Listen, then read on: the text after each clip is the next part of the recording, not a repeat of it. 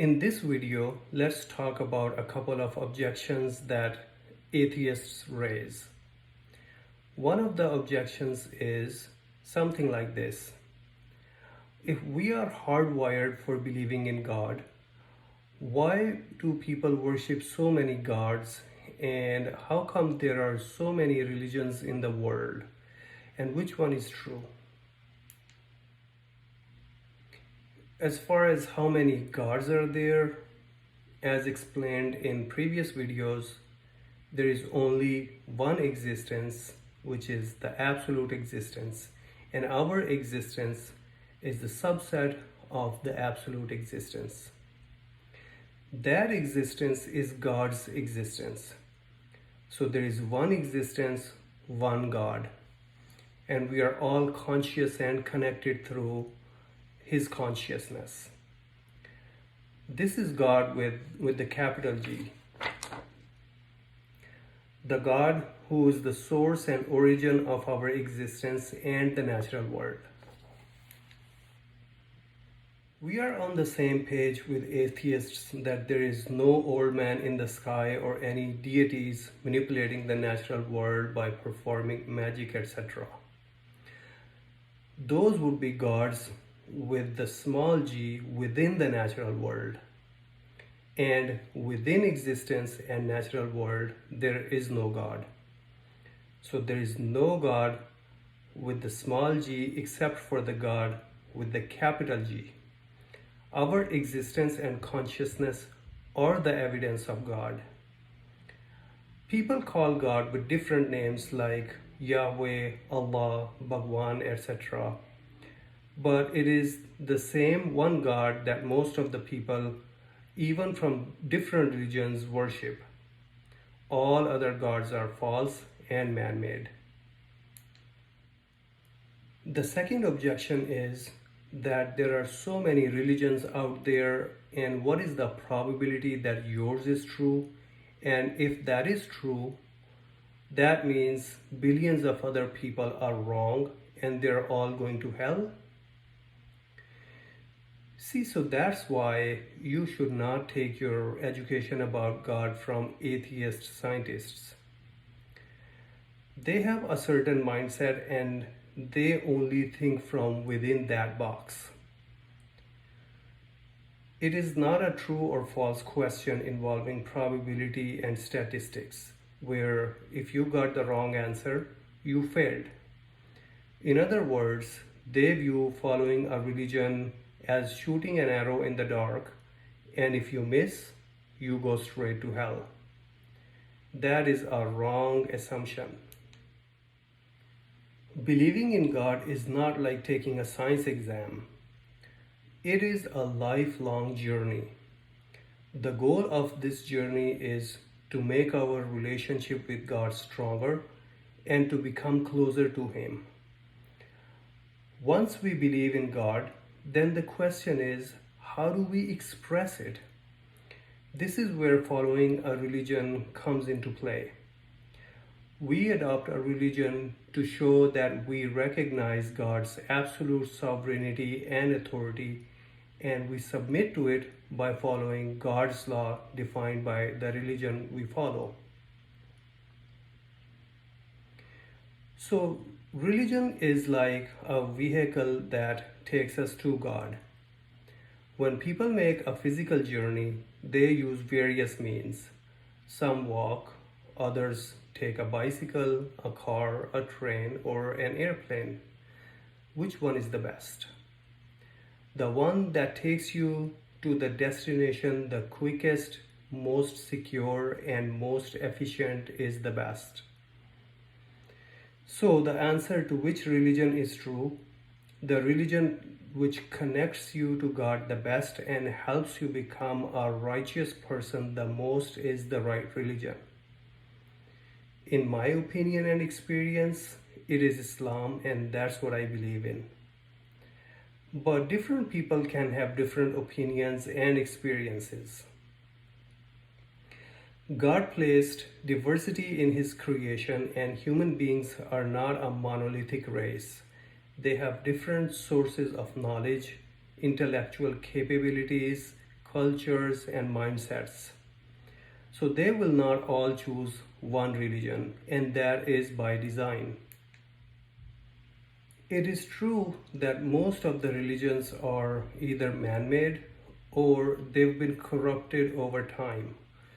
But that does not mean that everyone who does not get to choose the right religion is doomed to hell. That is because God will reward you based on your effort and sincerity. God's criteria, as mentioned by Quran, is believing in God and doing the righteous deeds. So if someone never came across the right religion or did not have enough knowledge of it, God will not punish him for not knowing. God is the most just and the most merciful. God gave human beings some responsibilities for which they will be held accountable for, but God is not looking for excuses to throw people in hell. On the contrary, God will look for any excuse to forgive people on the day of judgment. Islam teaches us that God will judge people based on their intentions, knowledge, capabilities, circumstances, and the level of effort. God will forgive most of the mistakes and minor sins out of His mercy anyway. The only thing God will not tolerate is willful rebellion against God's absolute sovereignty and crimes against other human beings or other creatures. So if a person is on the right religion but lives a criminal life, he may very well end up in the hellfire. So just being on the right religion does not guarantee you salvation. At the same time, if someone believes in God and chooses a religion sincerely to the best of his ability and lives a righteous life, why would God punish that person even if the person did not end up choosing the right religion? Then the question is, how do you find the right religion? The best way is to let God be your guide. The way you do this is that you start praying to God for guidance and keep studying different candidate religions and see where your heart and brain settle down. This way, on the day of judgment, you will be able to say, God, I tried my best. And Quran says in the chapter 36, verse 54, on the day of judgment, no soul shall be wronged in the least. The bottom line is, God will not hold you responsible for anything beyond your knowledge and capabilities. And it is mentioned in Quran chapter 2, verse 286, which says, God does not burden a soul with more than what it can take. The next objection is, atheists propose that religion should be banned because religion causes wars.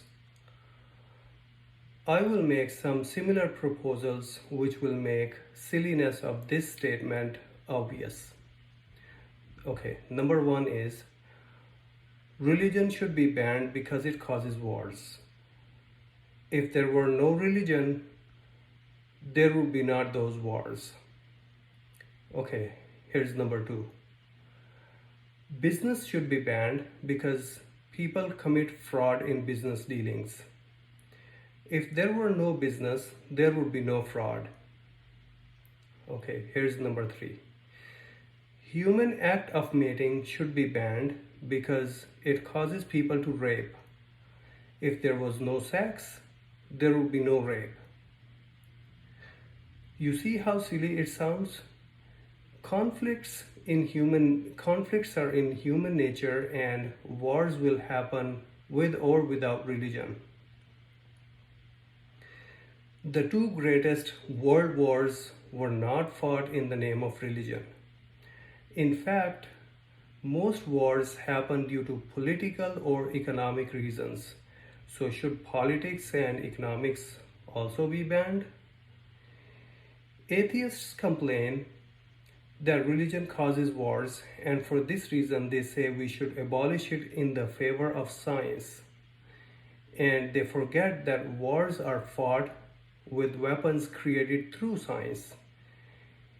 It is scientists who are creating weapons of mass destruction, such as guns, tanks, grenades, and nuclear weapons, and they're continuously increasing the destructive power of these weapons using science. So, following the same rule, should we also ban science because it is used to create weapons of mass destruction?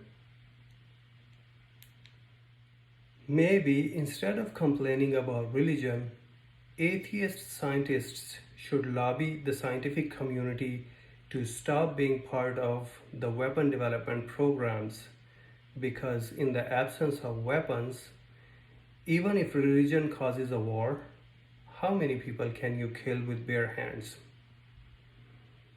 So, I'm sorry, but the idea of abolishing religion because of wars is just plain silly. This is it for today. In the next video, God willing, I will go over the objection that religion is not compatible with science and address evolution and miracles. Till then, goodbye.